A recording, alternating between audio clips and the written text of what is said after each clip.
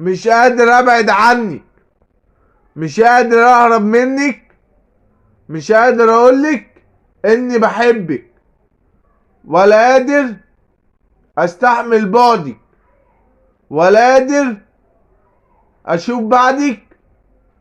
حبك ده سحرني، والحبك قربني وكهربني.